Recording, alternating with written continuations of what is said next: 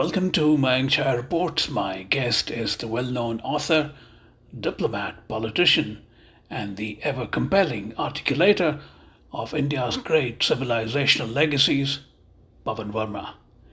He is here to discuss his latest book, The Great Hindu Civilization Achievement, Neglect, Bias, and the Way Forward. The book, being formally launched on August 10th in New Delhi, in India, is published by Westland.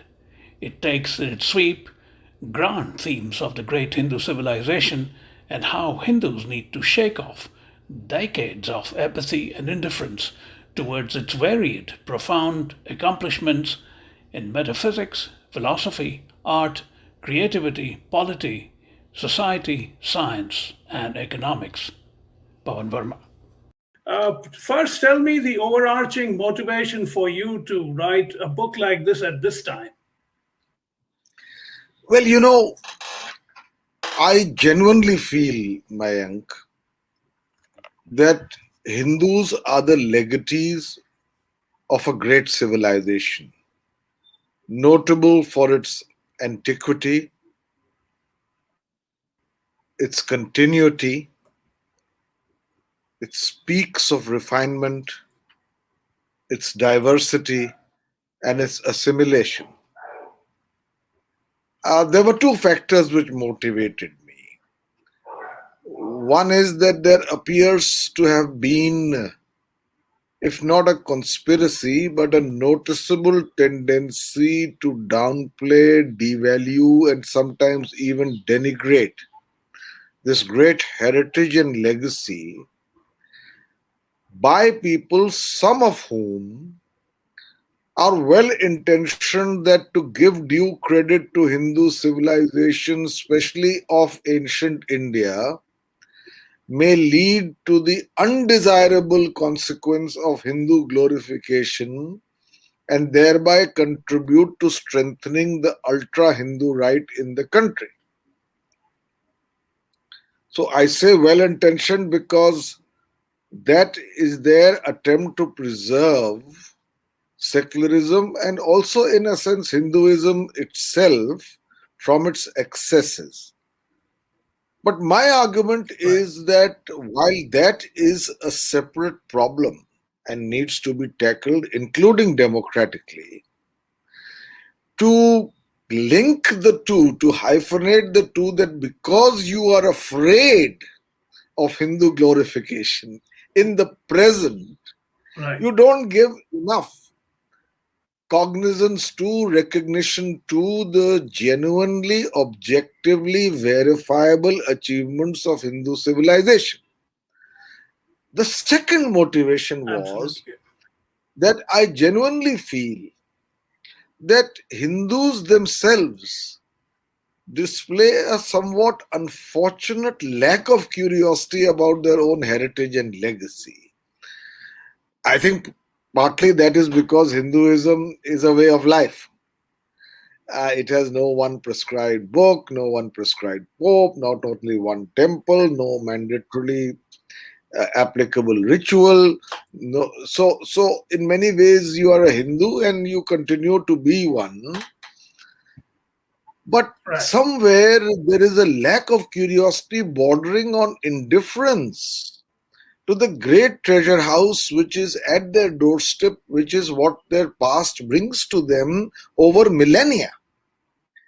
So my idea was to dwell on this civilization and trace it from the recesses of its origins in the remote past to the present time, and bring it to a period where we can also assess what are the imperatives today and what needs to be done tomorrow. Right.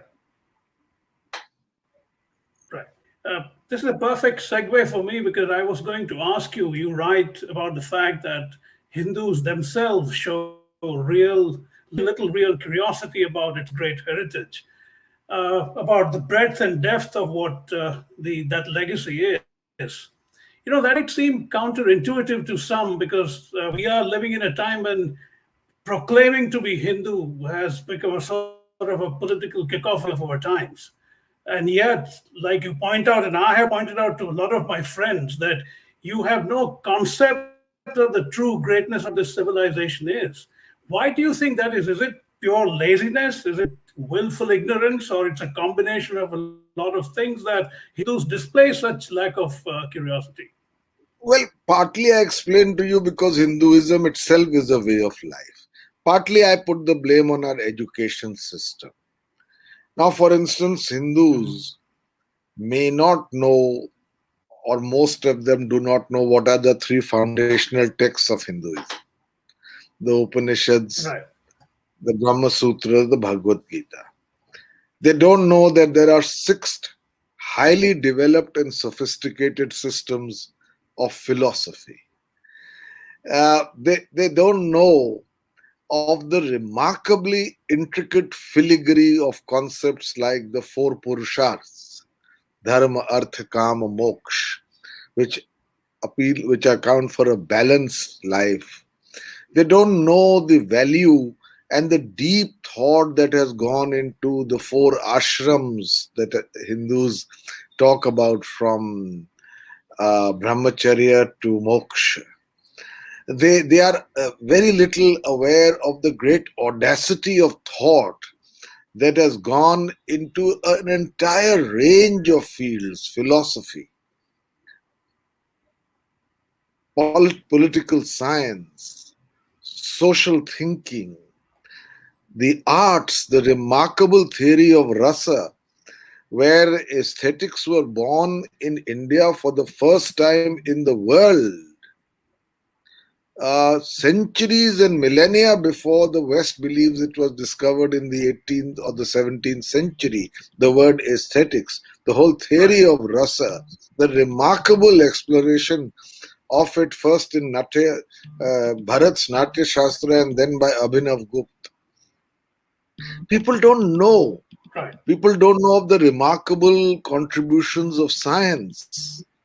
People don't know of the remarkable contributions in linguistics, in theater, in painting, in music, in dance. So I attempted to try and profile them, not fully because it's in the scope of a book, and a book can be written on each of these subjects separately, but to profile that. And I also believe, Mayank, that if you know about the true Hinduism, you cannot but be of an eclectic vision in life. I mean, a religion one of whose Absolutely. founding dictums is Ekam Satya Vipraha Bahuda Vatanti. The truth is one, wise people call it by different names. We a religion which treasures the Mahavakya Ano Bhadraha Kritavo Yantu Vishvata. Let good thoughts flow from all directions. A religion which emphasizes the fact that Udara Charitanam Vasudhaiva Kutumbakum. For the big hearted, the entire world is a family. For such a religion Absolutely. and for its legatees, they are far too self assured in their achievements. Not that this civilization has been without its blemishes. And I especially point out to the caste system and the tremendous discrimination, inequality, exploitation, and oppression that it has sanctioned over centuries. And I also talk about gender Right. disparity and the general subjugation of women in some aspects of the worldview of Hinduism, particularly after a certain period. But that apart, if you take the civilization in its entirety, it's far too self assured in its continuity, its Sanatan nature, to be afraid of diversity of thought. And I think, therefore, Right. Hindus, if they don't know about this civilization, don't know about the animating philosophy behind it, they are likely to become cannon fodder in the hands of the ignorant who assume to interpret it today wrongly, but Absolutely. with a sense of Yeah. Talibani confidence and fiat of converting Hinduism into a Wahhabi faith, which it is not. In fact, it has survived precisely because it is not, but it is. Its conquering eclecticism which has made Hinduism Sanatan. Right. You seem genuinely worried that given this general apathy among Hindus to know about their glorious history, is setting itself up for some Western Indologists to question even the very foundation of a Hindu civilization. Would you care to elaborate on that? You see, uh, there is a sense of seeing Hinduism superficially. And when I speak of Hindu civilization, there was first opposition to the word Hindu. People said there is no such word as Right. Hindu. I provide arguments to show that Hindu or Indu or Ind was a word recognized much before Christ, and all the people south of the Himalayas were known as such. Then there was the question that if it is Hinduism, if there is such a word as Hindu, is there a civilization attached to it, or is it all happenstance? As people say, that it Right. was just the crossroads of history, one empire after another, without the application of mind that goes into building a civilizational entity. Then I question that. Then, if they accept a civilization, some of these critics say that why do you say it's Hindu? It was also Buddhist. It, in fact, predominantly Buddhist, and for one millennia we were Buddhist, forgetting the fact that Buddhism is a great religion, but it's an offshoot of Hinduism, and trying to forge a great distinction between them as two separate religions without seeing the obvious overlaps and commonalities, where Buddhism, as an Right. offshoot of Hinduism, evolved on its own, is a very mischievous agenda.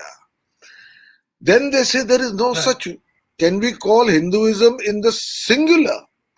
I mean, Wendy Doniger says that it's a cross between a tortoise and a hedgehog, of all things, because they cannot get over their what has been called their anxiety chaos, because Hinduism nurtures within Right. itself the diversity without you losing sight of its centralizing unitary force. But Right. for those accustomed to Abrahamic faiths and for the certainties that go with it, Hinduism presented to them superficially a hydra headed monsters with 3 crore gods and deities without understanding that underlying all of that is the remarkable balance between Nirgun and Shagun. Nirgun, the ultimate Brahm, Adrisht, Achintya, Right. Nirguna, Nirvisheshin Matram, undifferentiated consciousness, Sarva Pratyay Darshan, and supreme intelligence pervading the cosmos. And we are but emanations of it, and so there is an ultimate unity to this bewildering cosmos. And that the manifest deity is but a representation of that. And so, if you are assured in the Nirgun nature of this unifying cosmos, then you can let your imagination run riot in the creation of Sagun deities without diluting that first principle. So, Right. whether Right. it's Wendy Doniger or in some cases with respect to Sanskrit in particular, some other Indologists, I think there is a tendency to try and make Hinduism fit into more understandable categories of the Western mind. Whereas Hinduism is sui generic, it is essentially beyond Right. such categories. Right. You write about Megasthenes, who came in the 4th century before current era, and he spoke in terms of Hindu being the entire area that we are talking about. Why do you think then, despite it being referred to so early in our civilization, people still continue to wonder whether it can be called the unified, harmonized civilization that you've been talking about? No, I think that it stems from a reluctance to accept Hinduism's civilizational credentials, which would make it rank among the great civilizations of the world. That same conundrum applies when we go back to the antiquity of Hinduism. And people will even Yeah. buy the by now completely outdated and rejected theory of Aryan invasion, tracing it to only 1500 BCE, when all the mass of scientific evidence Right. predates it by at least a millennia before, which places it in the category of the great founding civilizations of the world. Now, why do they have this reluctance? I don't understand. Perhaps because Hindus themselves have not self consciously made the claim of being a great civilization, like Mesopotamia, like Egypt, like China, like Persia. I think Hindus take their religion, their civilization for granted in many ways. And I'm not talking of Right. xenophobia or chauvinism, but I think it's time that we spent a little time thinking about these things. It's important, in my view, for Hindus themselves, but for the world as a whole. Right. Would you then argue that the self assurance that you talked about earlier is, in a sense, its own undoing at this stage of life? Sorry, come again. I'm so sorry I missed your question. No, I was saying the idea that this level of self assurance exists within the Hindu civilization, this cosmic worldview, in a sense, are undoing of the kind of argument that you're making that Hindus should claim it's their civilization's greatness. Yeah, I think essentially, Mayank, it's a lack of sufficient knowledge. If you don't Right. know, you are less curious to know, you don't explore. And Right. it leads to two developments. One is the devaluation of the past.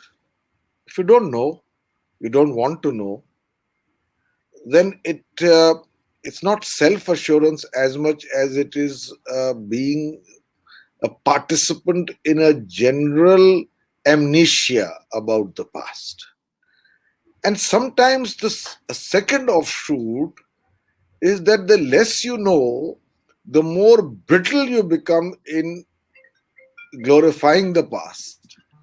So I think, and then it leads to the consequence of the existence of people like Dinanath Batra, who believed that there were aeroplanes Yes. and computers and televisions in the past, which trivializes history. So I need to go beyond the lack of knowledge and the inexplicable trivialization of history to the genuine substance of the facts, and leave the viewer or the reader, Right. sorry, to make their own assessments. I try and give some of the facts on a True. very True. wide canvas. Don't you think? And sorry. Right. Don't you think one of the reasons behind the reluctance or aversion to calling the ancient India as a broadly collective entity stems from the fact that it appeared to coalesce around cultural, spiritual axis rather than a religious one? Well, I don't believe that beyond the point you can separate religion and culture. Certainly, you can't separate spirituality and culture. In fact, Bharat in the Natya Shastra says that the moment of ideal perception of beauty is akin to the Mhm. experience of Brahm Anubhav, which is an ultimate spiritual entity. So, Right. Right. certainly, much of our culture has religious origins, but not of an exclusionist nature. Some of our best temples, our best poetry, the entire bhakti Right. movement for 600 years, the remarkable efflorescence of literary expression in all languages, the democratization of Hindu civilization, the Right. amazing agility by which Hinduism survived the Islamic onslaught of a proselytizing, violent invasion. All of this very often stems from the connection to religion, the sculptures, the temple, even our music and dance. They are devoted to some of our deities. And the animating principle is that of a spiritual evolution. So that in the final act of Bharatnatyam, you are closest to that supreme reality as possible through the expression of dance. The same thing with music, when it reaches the Right. crescendo, you are supposed to have transcended the limitations of the mind. You are supposed to have transcended the buddhi, the ego, the ahankar, and moved on to the sakshi within you, to that quietude, Right. peace, solace, calm, bliss that is within you, to experience that perfect moment of congruence between art and spirituality. So I really can't Right. separate in Hindu context religion and culture. Okay. Even in architecture, Mayank, the One of the architect is called an avatar of Brahma. right. Right. One striking expression that you use while talking about many defining features of Hinduism is the grandeur of thought. In terms of, I mean, I would personally cite someone like, say, Bhartrhari and Vairagya Shatakam. You're talking about someone who lived 1500 years ago, who held for. I mean, he's regarded as one of the world's most preeminent grammarians, even in Western scholarship, if that's what convinces a lot of people. My point is, despite having such remarkable background to it, why do you think it is lending itself to this rather crass and vicious weaponization that we see now? Well, in the field of grammar, Mayank, Panini's Ashtadhyayi remains still one of the world's Right. most complete grammatic lexicons. And Right. Patanjali's commentary several centuries later on it, the Mahabhashya. And then Bhartrhari's Vakyapadiya. Uh, they show the remarkable, why I say grandeur of thought, and I'll come to the latter part of your question in a moment. The grandeur of thought is because behind every concept, there is tremendous cerebral energy, tremendous application of mind. For instance, take the Dharma, Artha, Kama, Moksha. Hinduism or Hindu civilization does not opt for the easy path of prescribing 10 commandments. There are no 10 commandments. It indicates certain virtues that should be pursued, and it leaves the final judgment on whether an action is good or bad on other aspects, including the contextual circumstances.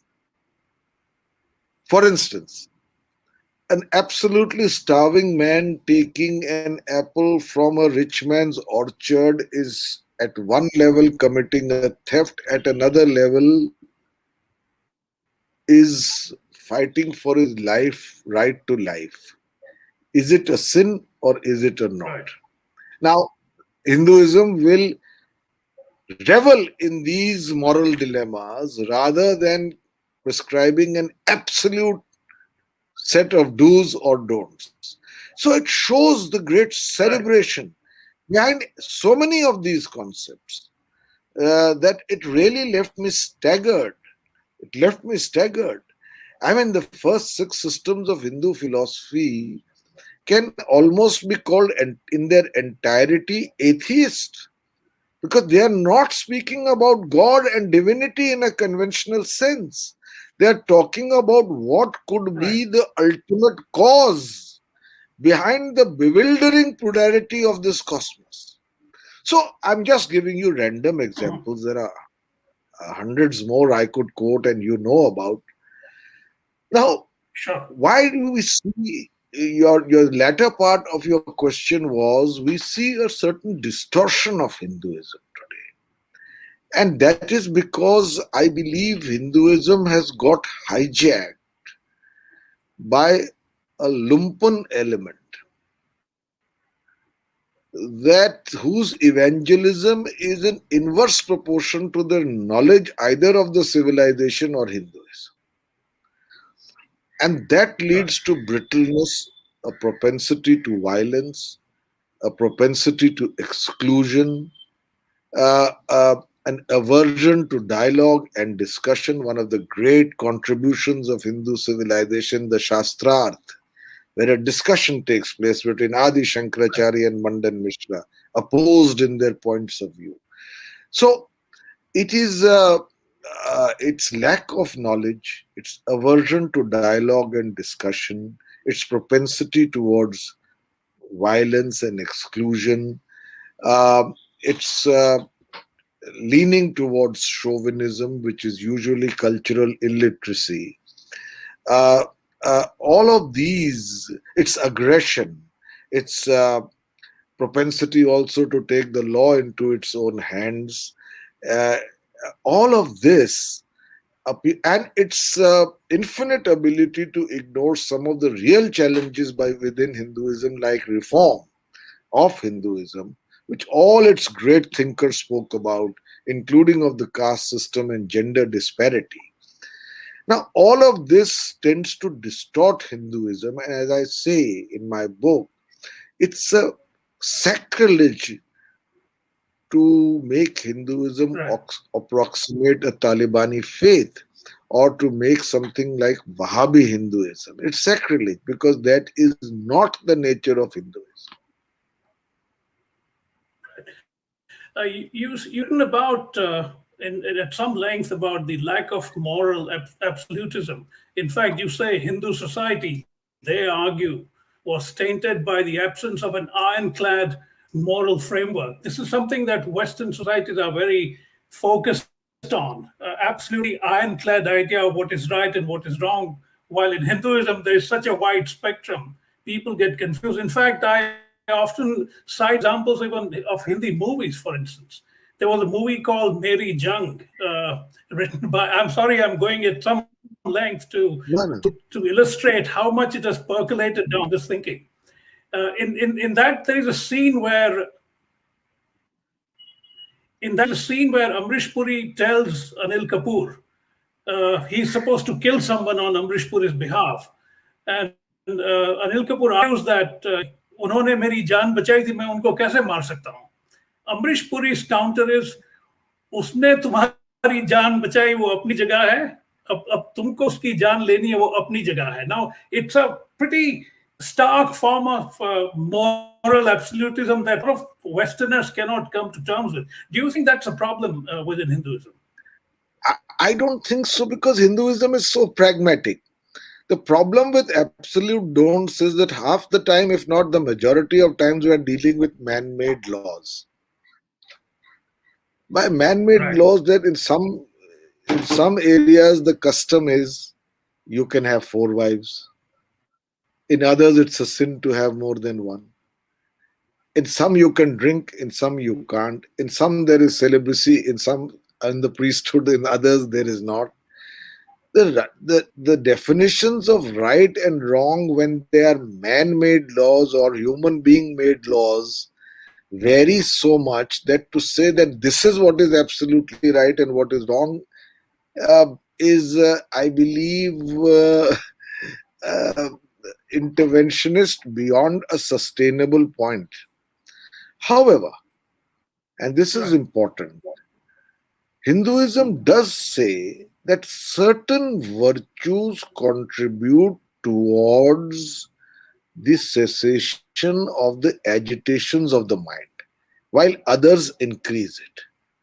Remember, the ultimate goal Right. is to become part of that one great reality, Aham Brahmasmi, where we become one with that Supreme, which incidentally has no moral categories at all.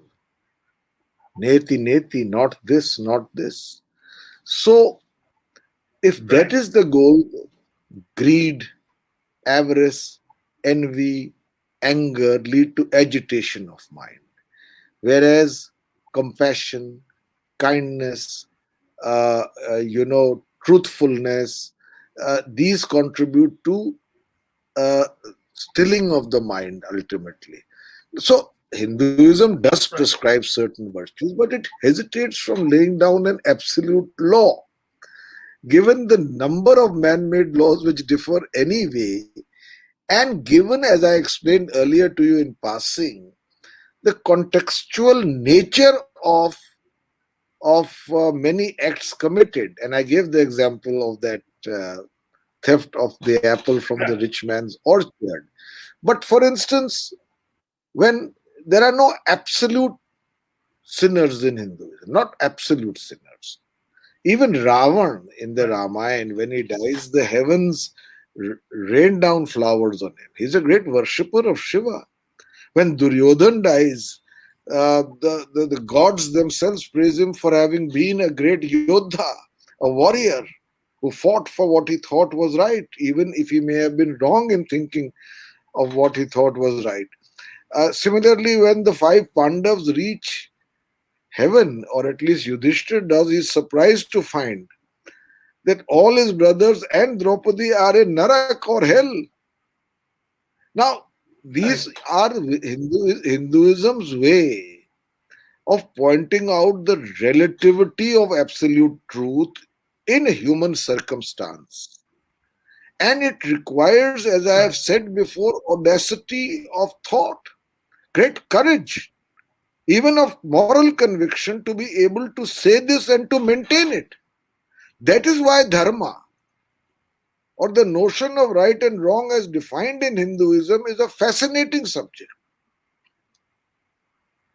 It is. Yeah.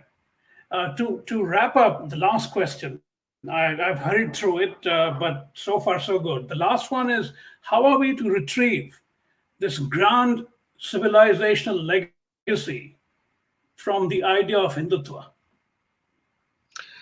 I think that we must understand that knowledge is the biggest antidote. When you know more about Hinduism, you know more about its strengths, its tensile resilience, the reasons for its survival, its animating philosophy, its sense of inclusion, its remarkable nuanced nature and sophisticated nature of thought, its cerebral foundations. I think you then can better deal with those who, with minimum knowledge, assert absolute truths. And therefore knowledge is something which I strongly emphasize in my book. I believe it should be done by personal effort, but also by important changes in the educational curriculum, which should come about in due course of Right. time. Particular governments may or may not want them to come about, but they should.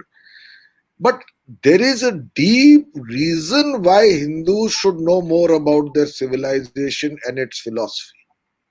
There's a deep reason, which is precisely to counter such forces. So I believe that reform within Hinduism, which takes away some of the great caste inequalities from it and the oppression and exploitation that goes with it. I believe that the gender disparity, where a group of men, usually upper caste, presume to tell women what to wear, how to behave, what to eat, what to drink, and decide on who they are as if they are appendages of the male species, uh, and harangue boys and girls sitting in parks. I believe once you know how originally Hinduism gave respect to women, how Gargi could stand up in an assembly of men and argue with sage Yagnavalkya, how Draupadi even in mythology, I don't mean mythology in any pejorative sense, as part of the great narrative of the Right. Mahabharata, how she could stand up and ask Yudhishthir, did you lose yourself first or me? And if you lost yourself, what right did you have to put me on stake? So on and so forth. If we know about this and know about how the distortions crept in, and that if we know, for instance, very importantly, Mayank, the remarkable balance that Hindu civilization achieves between the sacred and the profane, how we give within the four Right. purusharths dharma, artha, kama, moksha, where even the physical can be a window to the divine when pursued in conjunction, as Vatsyayan says in the Kama Sutra. When dharma, arth, and kam are pursued in proportion and none in exclusion as part of a balanced life, they lead automatically to the last, which is moksha. If we know these things, that can be an antidote to what the Hindutva politics. So, therefore, I have said in my books, we don't need Hindutva, we need Hindu Satya. Right. On that grand note, Mr. Verma, I want to thank you very much for your time. I'm sorry about the earlier technical problems. I had to No, rush through, but I think I pretty much covered what I was looking for. thank you. Thank you so much. It Thank was a you. pleasure talking to you. Likewise, it always is. You're always compelling. So, no surprise there. Thank you so much.